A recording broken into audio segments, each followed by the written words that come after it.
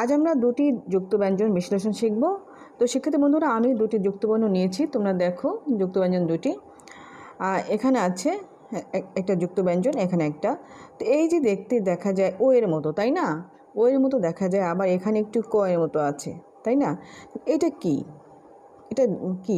এটা অনেকে আমরা বুঝতে নাও পারি। তো এই যুক্তবর্ণতে কী কী আছে সেটা হলো, এই যে যুক্তবর্ণ এখানে আছে একটি ক এবং একটি ত, এখানে আছে একটি ক এবং একটি ত।